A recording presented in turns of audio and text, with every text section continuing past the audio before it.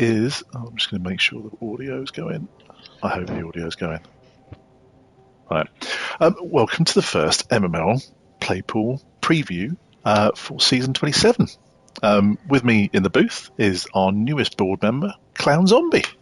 How you doing, Clown? Hello, I'm good, thanks. Pleasure to be here. Absolutely, absolutely. Congratulations on your superb and regal appointment today. Oh, thank you.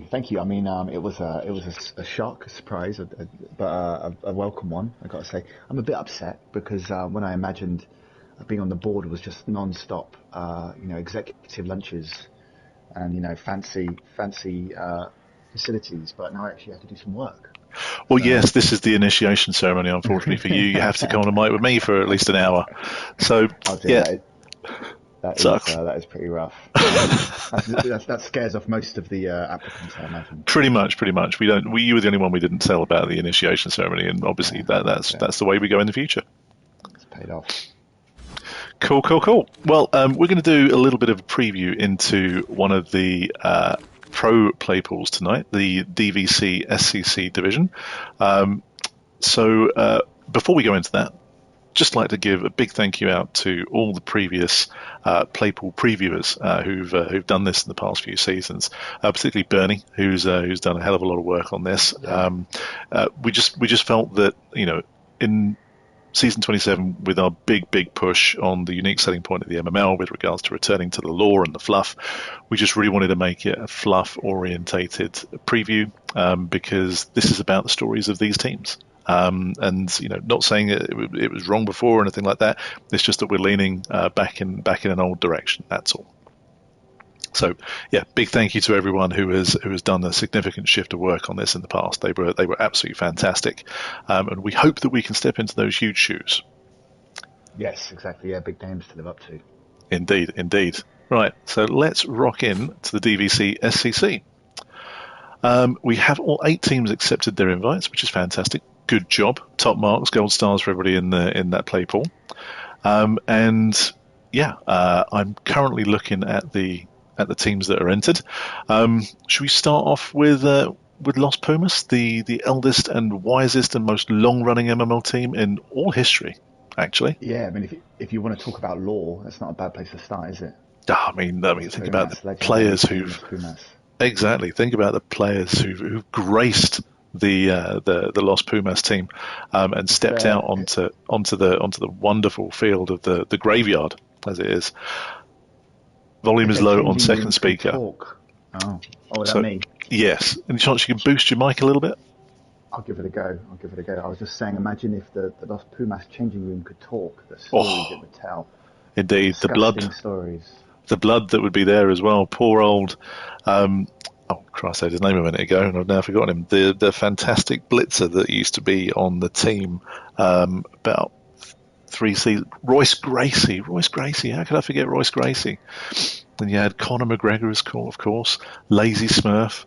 I mean, these are names of lore. Rain Advar as well. Yeah, Lazy Smurf was this legendary player. Obviously not there anymore, and is a big player to replace, I think, over the last couple of seasons. Absolutely. Yeah, I mean, the team is just stacked full of, legend and lore, and they keep on ticking. I think they've only been relegated once, and they came straight back up.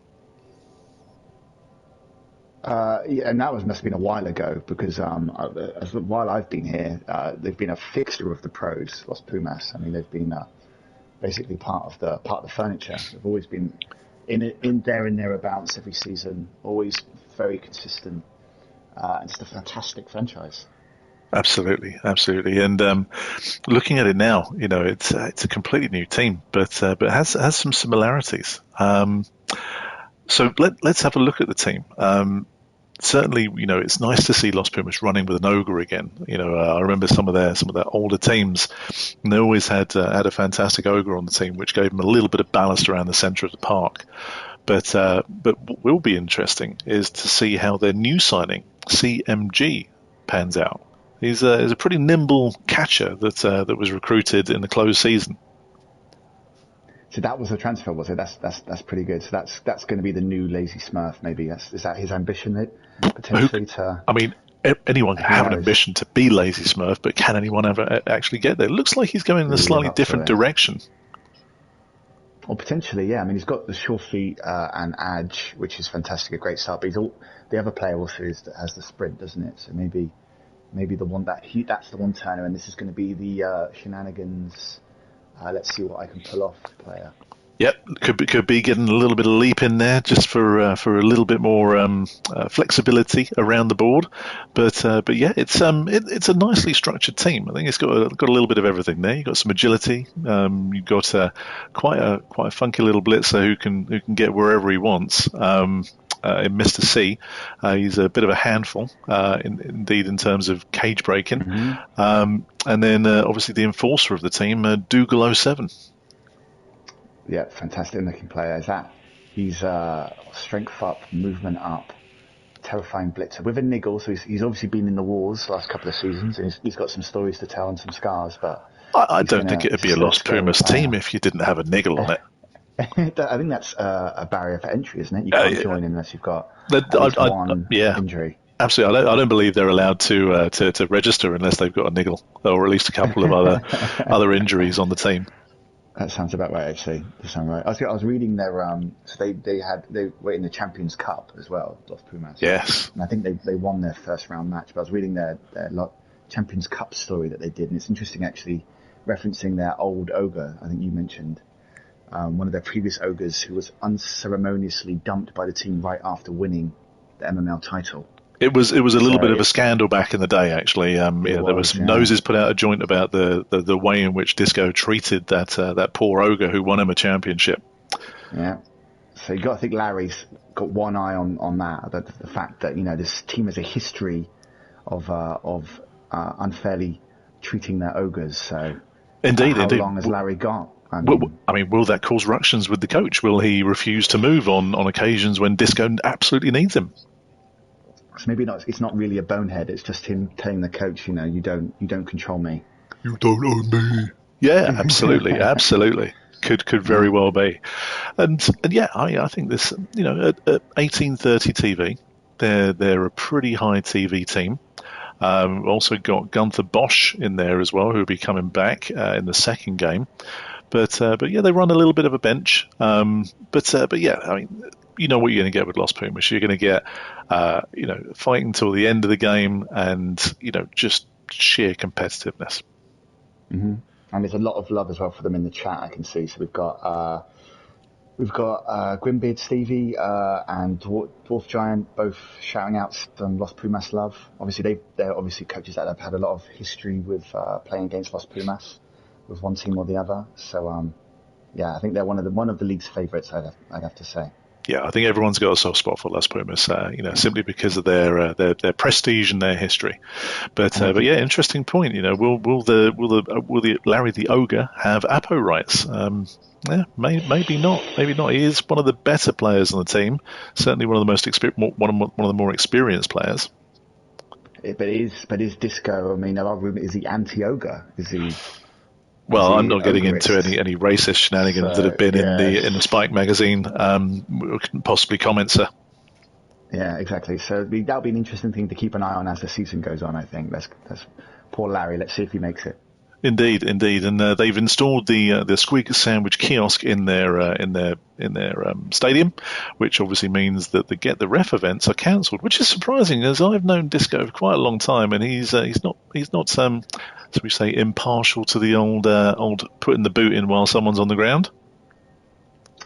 Yeah, but no dirty player though. So he hasn't got a lot of or many unskilled linemen actually. So it's a very well developed looking version of the Pumas. I know they've gone for a lot of history and players have come and gone, but at the moment they're looking very well evenly balanced, got to say. But yeah, no dirty player. So maybe he's turned a new leaf. Maybe he's seen the light from them.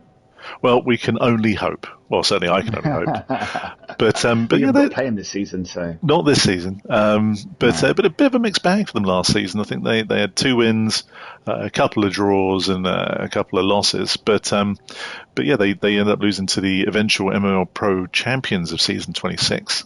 But yeah, had a decent shift of it last season. They were always competitive by the looks of it. Yeah. Yeah, they're always there or thereabouts, aren't they? So, and I'm sure they will be again this season. Indeed, indeed. So, looking at the rest of the conference, I mean, there's some great matchups here. Obviously, Dwarf Giants in there as well. But I think the one that Disco will be looking at and eyeballing will probably be the matchup with the Welfaring Strangers. Him and Coach NTB have a long and sordid history. What goes on the back on page 3 of the Spike magazine will stay on page 3 of the Spike magazine. We won't be addressing any of those rumours today. But these two coaches have battled each other on many an occasion. Yeah, exactly. And obviously, previously that was always humans against rats. So it'll be interesting to see how has NTB played him with his Welves since he. I don't believe so. It could be the first time. So this will be obviously the coaches are massive rivals, but it's a different team matchup. So let's see if that changes things or if that throws things off a bit. Could be huge. Could be huge. I mean, that's certainly one of the games I'm looking forward to in this conference. Yeah, exactly. I mean, it's not like splatting Welves is any more difficult than splatting rats, is it? So Disco will still have a great time, I'm sure. I can't imagine his game plan will change massively, but it'll be interesting to see how NTB manages it. Indeed. Right, so that's Los Pumas. Let's move on to our next competitors, the somewhat known Blood of Amber, coached by Coach Alma Forever. Let's have a little look at this team. Season 23 winners, 24 winners. Definitely got a title. Yeah, and been in a couple of finals as well. They've retained some of the core of their team, but obviously they've lost a couple of important players as well over the past couple of seasons. But I mean, looking at them, they're still super competitive. If you see just the amazing core of players that they've got, and they've very much kind of like always gone down this route of having superstars in the team, padded out by lesser known players. And that's somewhat symbolised by Nymph, Greased Up Deaf Girl, Noisy Eater, Prince Gainall the Damned, The Great Snake, and Babanka. But yeah, look to be going for more of the same again this season. Yeah. Like we said, if you can't get onto those Pumas without a niggle, I don't think you can get onto Blood of Amber without a stat up. I think if you're positional and you're not moving up, get out. Well, to be fair, they've only got 9 stat ups. And that's only the positionals. I mean, the linemen are pretty ordinary as well, and they have had to be pretty brutal this off season, I think, to make cap. So the coach Alma has had to wield his pruning shears and cut back a little bit on the team. So it'll be interesting to see how they cope with that next season or this season. Yeah, coming in with only one reroll will give Nuffle a little bit of a semi, and we'll have to see how they cope there. But no Apo as well. No Apo, but I'm imagining that may be rectified by game 2. Yeah, unless he has to replace somebody who died because there's no Apo. Well, this could very well be the case. The first game for Blood of Amber could be significantly challenging for them. Yeah, but they get first game will be very excited, I think, because otherwise this is a very, very tough team to face, isn't it? Indeed. I mean, I think they regularly make the playoffs. Last season, I think they again made the playoffs, but were foiled in that attempt by the soon to be the champions of the season, Underground Souls, in a 2-1 humdinger of a game. I was fortunate enough to watch that, and I spoke to Coach Alma after the game, and he was very gave lots of credit to Shaky Dog on what had happened there. But I think that Blood of Amber have always historically had someone who can bring the pain, and they're a little bit missing that in this incarnation of them. But perhaps one of their juniors or even one of the superstars may start nudging into that pain train mentality. Yeah, I think so. I mean, they obviously they did have their Fingolfin, the Pommer elf. Indeed. You don't see many Pommer elves, so he was pretty notorious, but. Obviously, he's left the team, and they've got a couple of tackle pieces, but no Mighty Blow. But they'll have to make up with that with just 3 guard? Is it 3 guard? Yep, 3 guard players on the team. Pretty handy for an elf team, isn't it, when you've got multiple guards? So I'm sure they'll still do pretty well. Yeah, and I think we saw a little bit of a change of tactics from Blood of Amber last season. The contact was definitely reduced, and they still managed to have a very successful tilt, and were considered strong contenders for the championship last season, and I'm sure that that won't change this season. I mean, so they are, as you mentioned in playoffs, they're always there or thereabouts in playoffs, aren't they? So I mean, they're very consistent.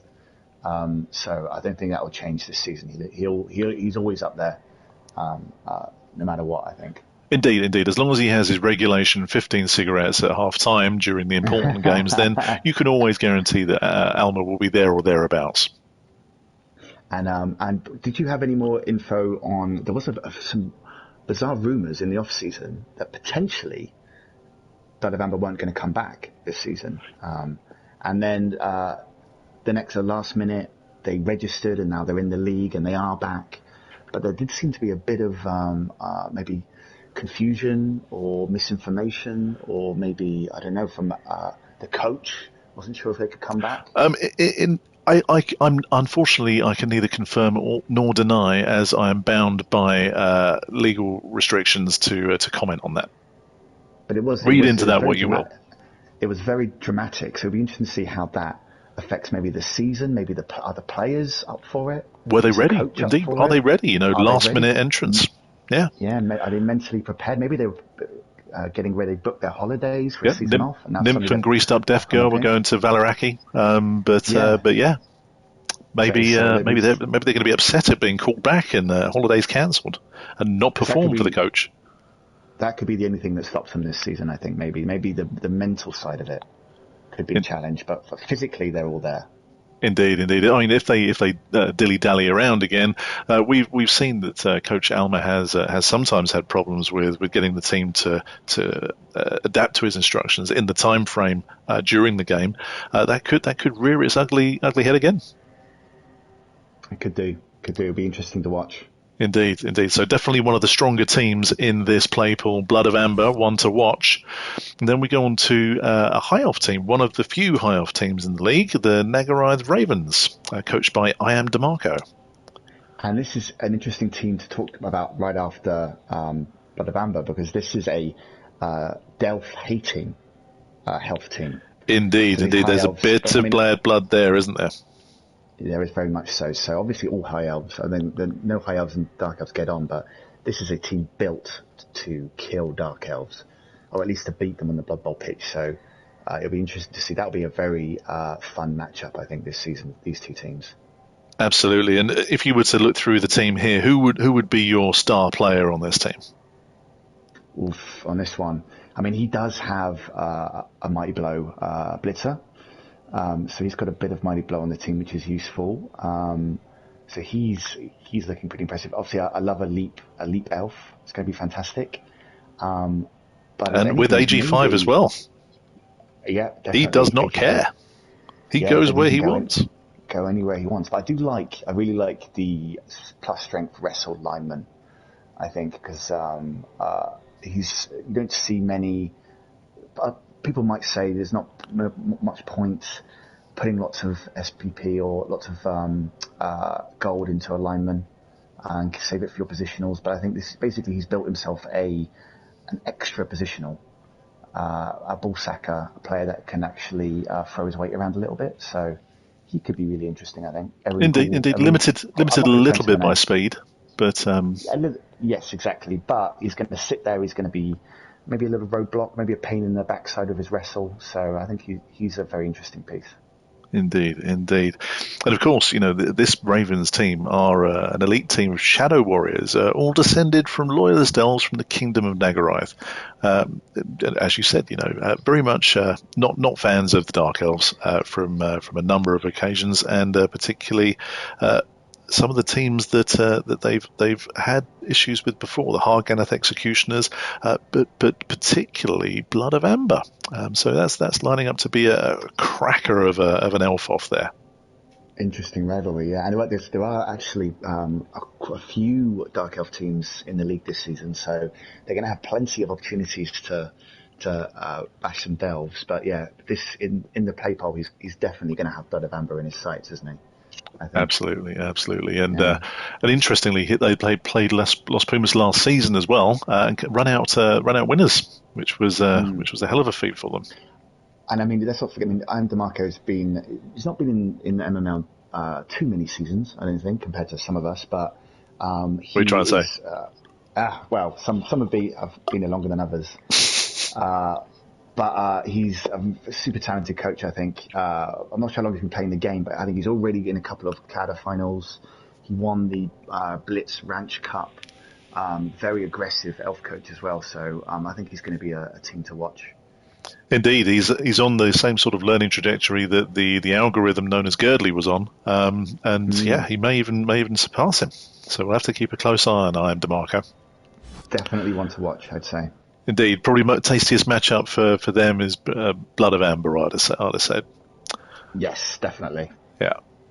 Next, we'll move on to Karak Dragons, managed by the esteemed Dwarf Giant, recently promoted to the Coaches Council. And congratulations, Dwarf Giant. Absolutely, well absolutely. But a Bowl Cup winner in the Swallowfire Extreme, it's another team of very, very solid dwarfs. Yes, exactly. Yeah, it's a very well built team. He's a very good dwarf coach. Obviously, he cut his teeth with the very famous Pumpkin Kings. No, that was a team of law. That was fantastic players. Yeah, legendary orc team. But now he's followed his namesake. He's gone dwarfs, and it's been a great switch. They've done fantastic since I think he started in Reborn. Yes, that's right. I think this team started. So and he has lived up to his name. He's become a very good dwarf coach.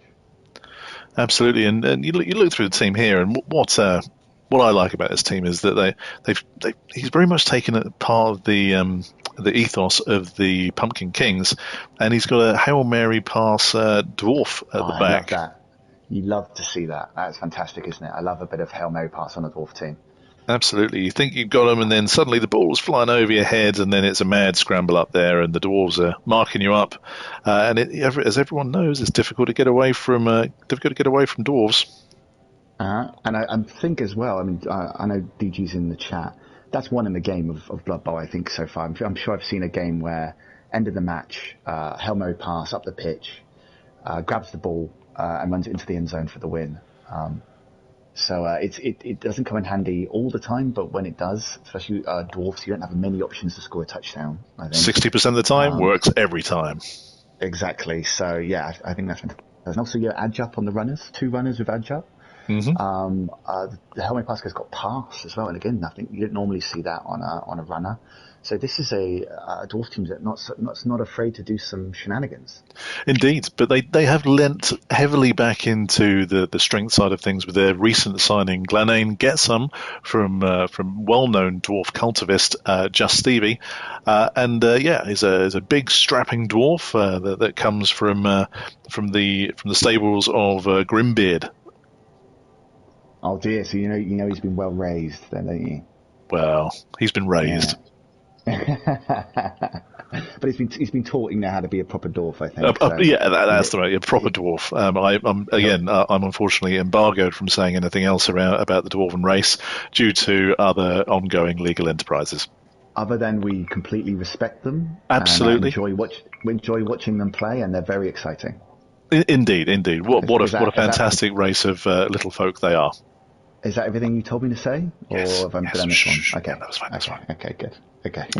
Interestingly, there were rumours that Dwarf Giant was almost tempted to give up on the Karak Dragons and rejoin his first love, the Pumpkin Kings, but some deals were done at the end, and a little bit of an extra pay packet for Dwarf Giant enticed him to stay a little bit longer and to see what he could accomplish in the pros with the Dragons. Yeah, I think that was mainly around the fact that he's been super unlucky, I think, DG, around playoffs.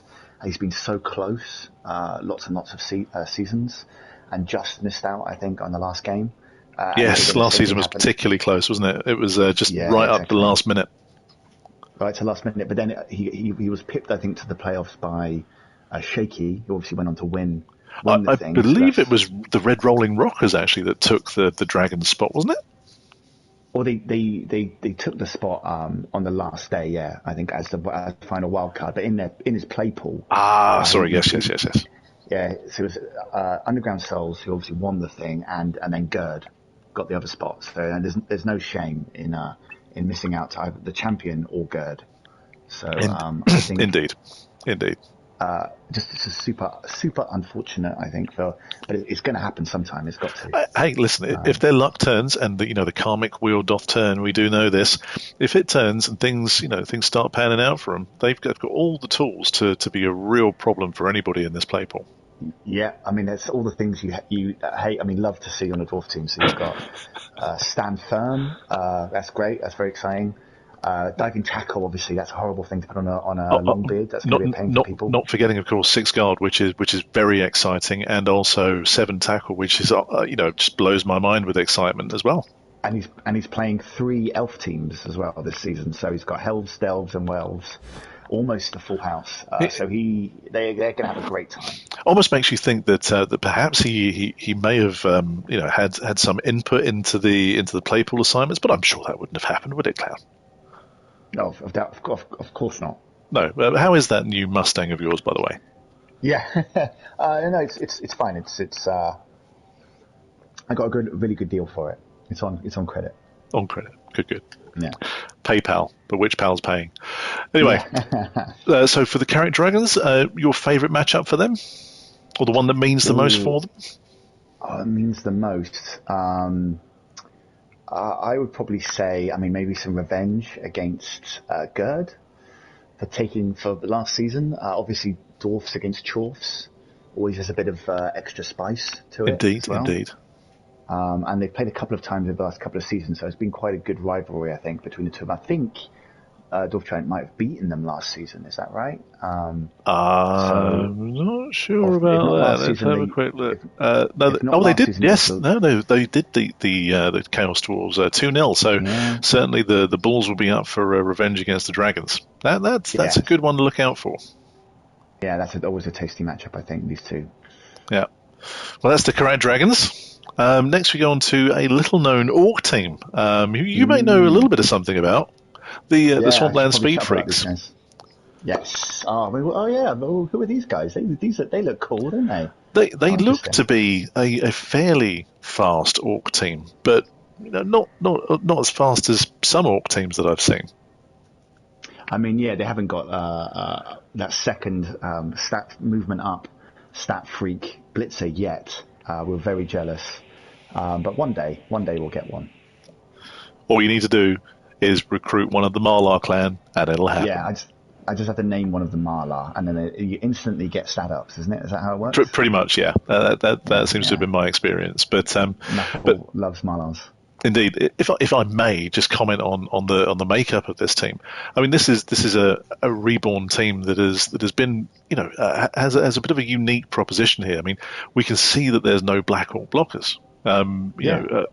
That's significant for an Orc team. And why would you have Black Orcs? Why would anyone want to have some slow, kind of lumbering things kind of holding you back when you try and play Blood Bowl? Doesn't make any sense. Indeed, like a troll. But the troll, okay. The troll is a goblin delivery device, so he is there to help the goblins move as fast as they can. This is clear. While he himself does not move very fast, he facilitates other people to move fast. Clear. That's why he's in the team. Yeah, definitely. But yeah, I mean, it's a wonderful team which is in very, very good health. With some amazing little goblin pieces and some nuisance blitzers, really. You've got your dodge blitzer in there, another sure hands blitzer in there as well, probably a primary ball carrier, and then the mixed bag of the rough and ready linemen, with block, and then old Backbone, who's been known to be on the wrong side of the referee's favours on a number of occasions, and then obviousHog and his missiles. Yeah, exactly. His little harem of goblins. I've been super chuffed with them. They do have one rule with the team where if they get a movement up, they have to take it.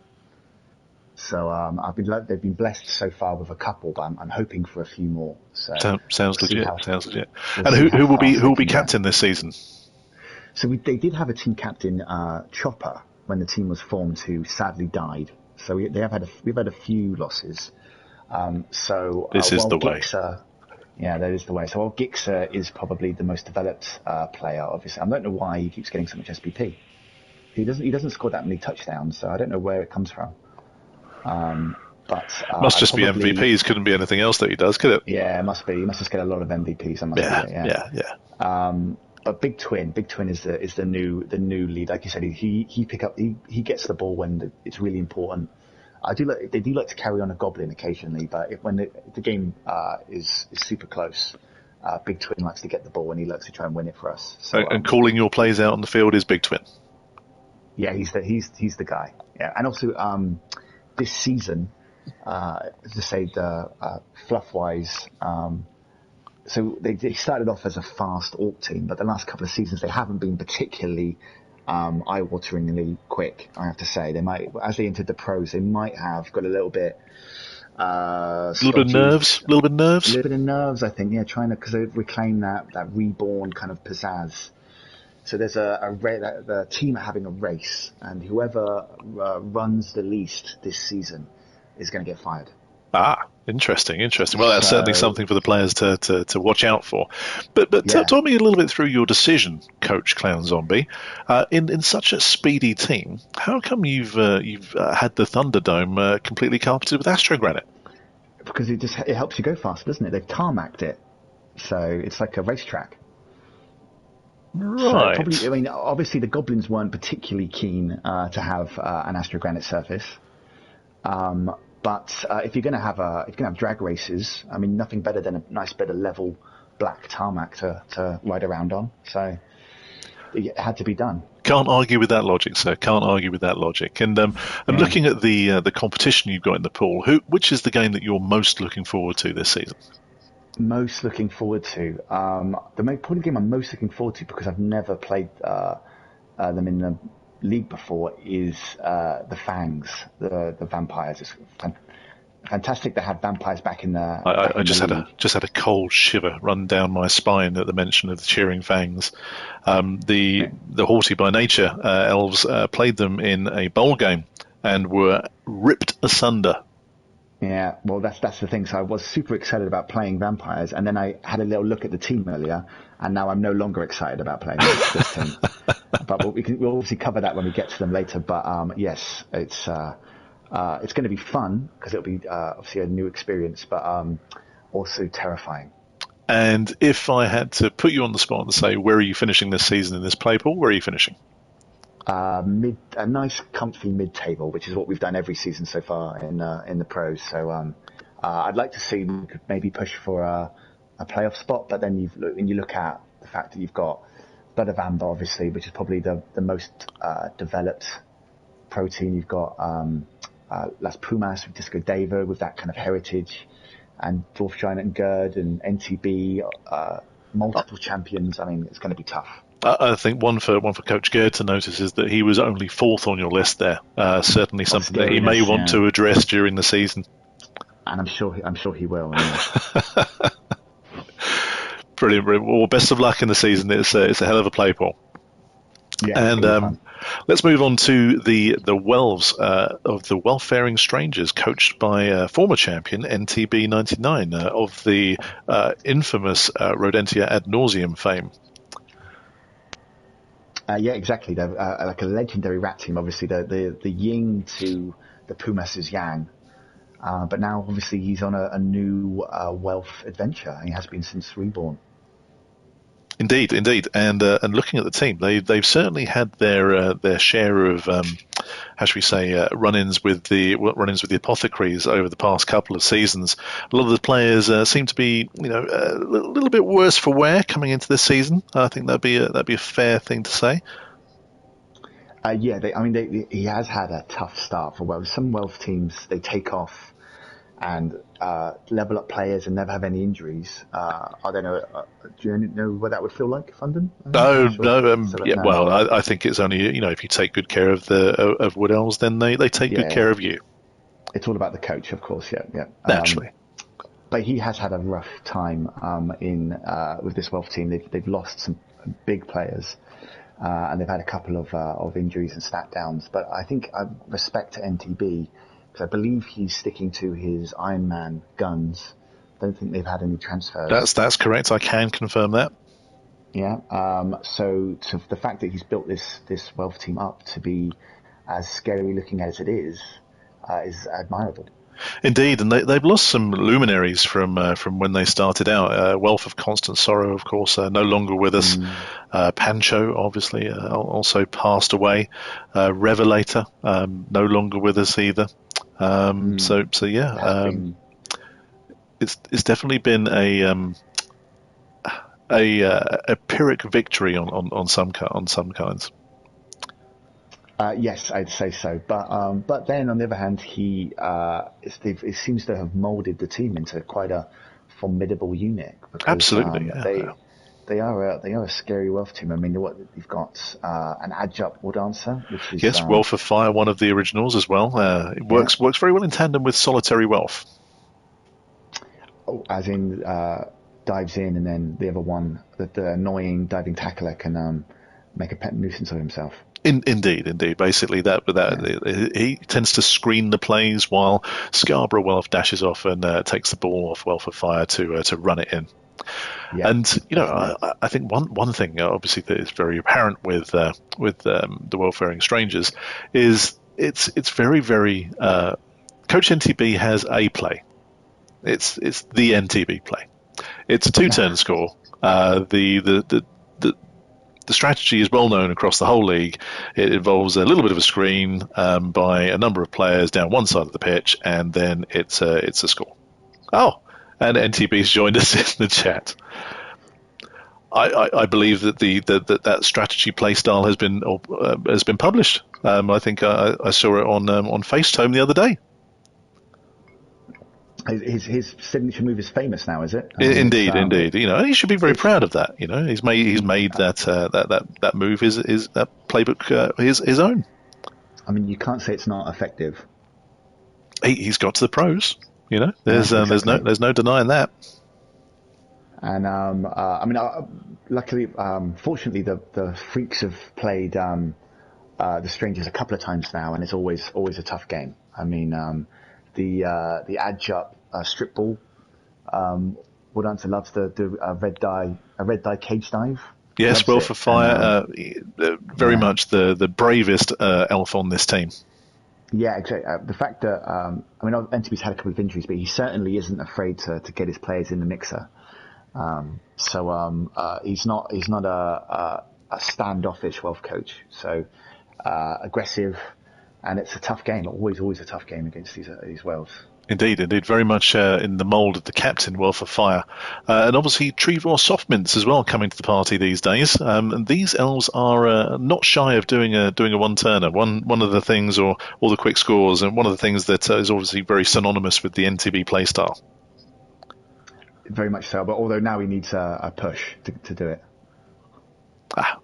Pushes. The only problem that you might have against that is facing the Carrick Dragons, which will be an interesting one.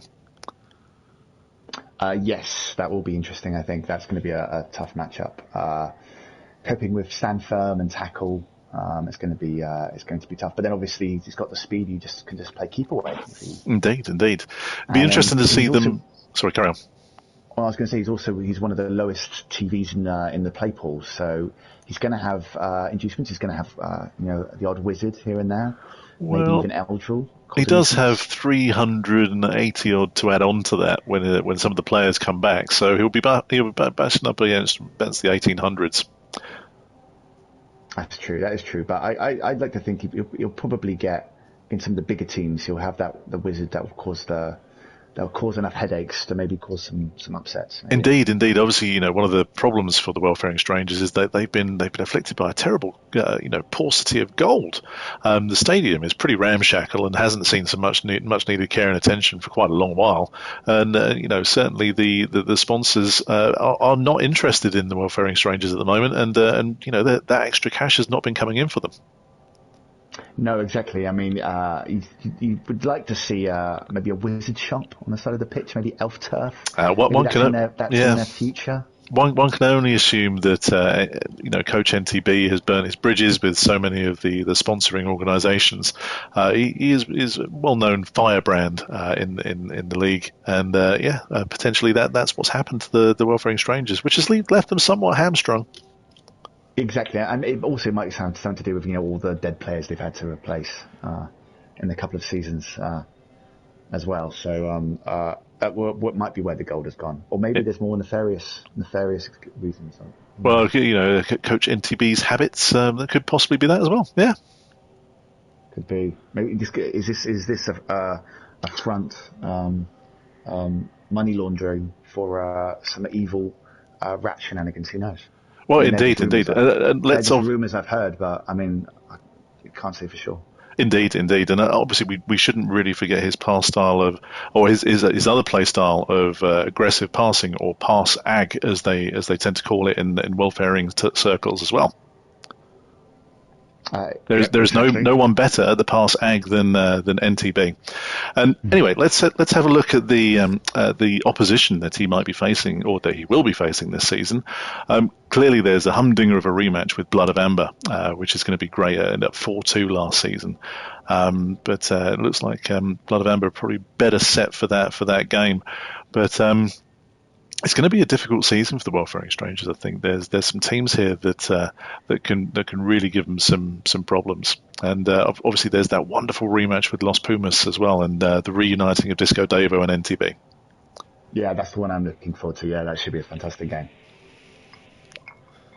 Absolutely. So yeah, I see Welfaring Strangers challenging. They could definitely upset a few teams here, but yeah, I think it's probably a consolidation season for them this time round. Exactly, but then again, two-time champ, you can never count them out. So there could be. I mean, you wouldn't even call it an upset if he ends up in the playoffs, just because of the pedigree and the fact that it's a pretty decent Welf team. Absolutely, and NTB is the second most successful coach in the MML, as he is not afraid to tell a couple of people. Oh, hold on, I smell a segue. Hold on. Is it? There is a segue, yes. So the second most successful coach in the MML, as he's not afraid to tell people. In fact, NTB very much likes coming second in a number of things, but coming first in many things is, of course, Coach Gerdley. And what can you say about the Blood Bowl algorithm and the human AI that is Gerdley? 5 pro titles, and this is his latest incarnation, who he's trying to do something a little bit different with the Doom Peak Bulls of that very, very well loved race, the Chaos Dwarves.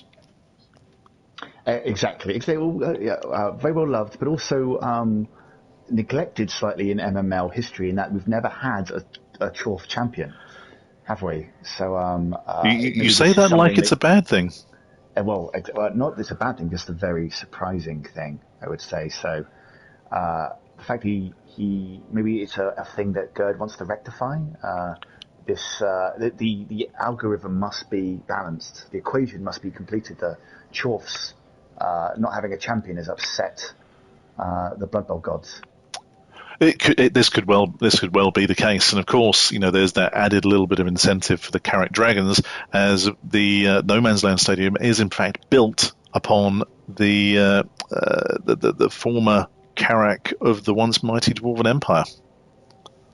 Exactly, and also there's a bit of a mysterious history with this team and the very famous Doom Peak Tunnelers Blitz team, isn't there? 2-time Blitz champions. Indeed. Mysteriously disappeared, and now suddenly the Doom Peak Bulls have appeared in the MML. So it's they have a shadowy history. Indeed, and have managed to recruit 2 Bull Centaurs that have an illustrious pedigree as well. Hashut Jr. And Bartak Quickerhoof.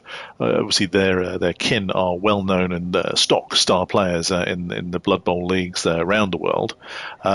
And yeah, they'll definitely be looking to bring something to the game, particularly Bartak Quickerhoof, who has matured marvelously since his beginning rookie season.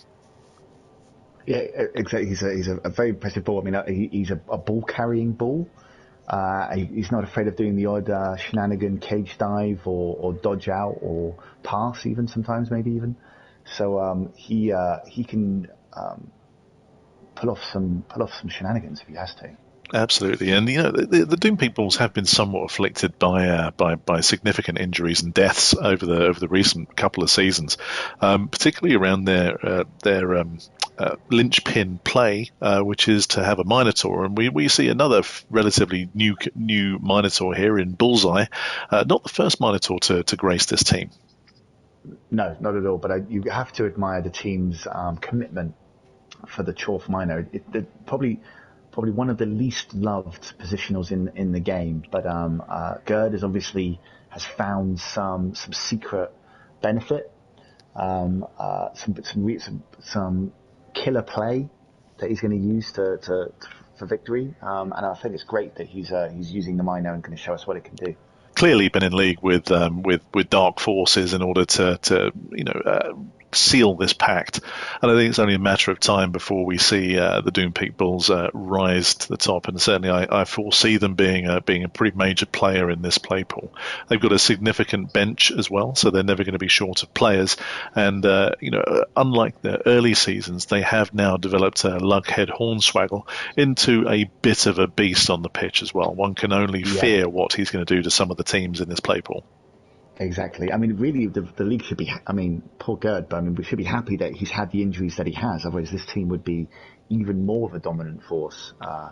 So the fact that they're not as developed as they possibly could be is probably for everyone else's benefit, I think, because this team is going to develop into a potentially a bit of a monster.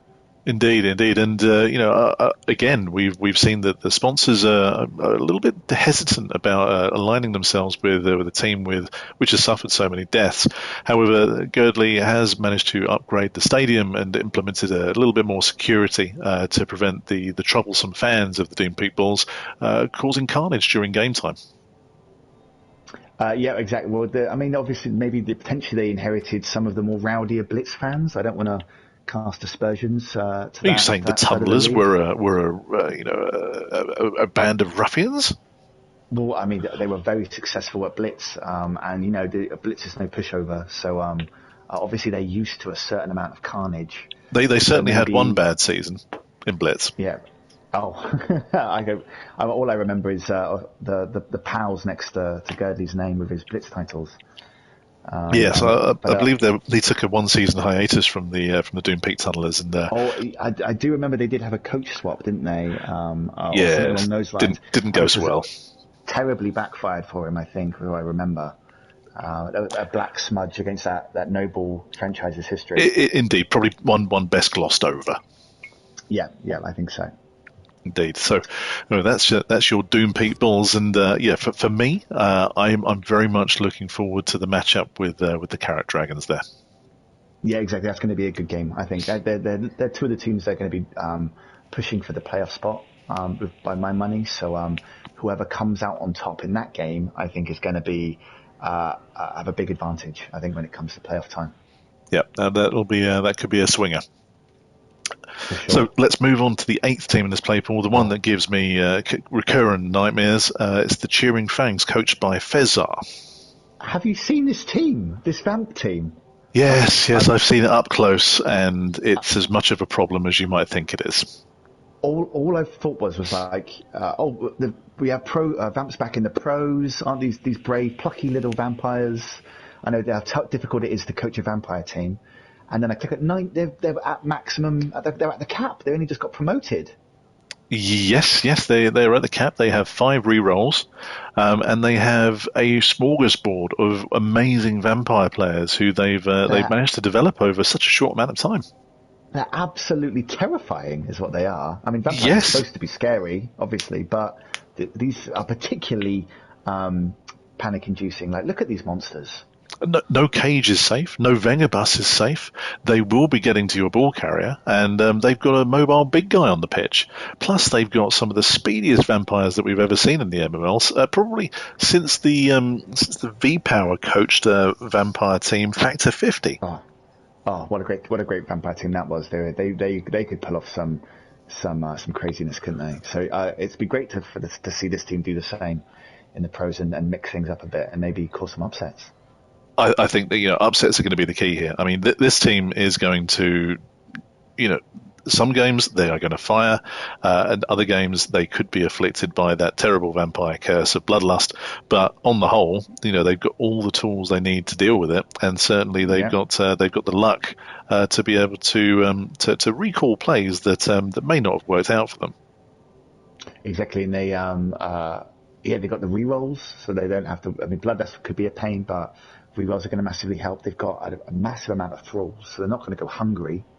So they got plenty of snacks with them when they go for each game. 5 blodge vampires. So again, 5 is pretty big. You don't normally see that many vampires on a team. So that's it's terrifying. Indeed, and I know they've got a little bit of niggle with the old Queekwell Rugrats, but they're not be playing them this season. But sorry, carry on. I was going to agree with you in that they have a particular grudge against. Is it Skitter's Stab? Stab? Yes. Skitter is not welcome in these here parts around the pavilion.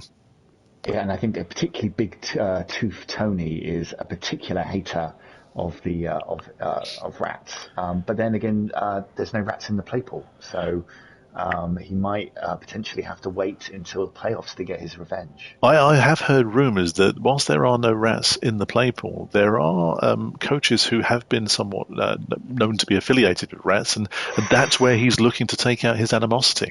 Maybe just because the rat taint is on them, and he's going to just have to project all his anger onto them instead.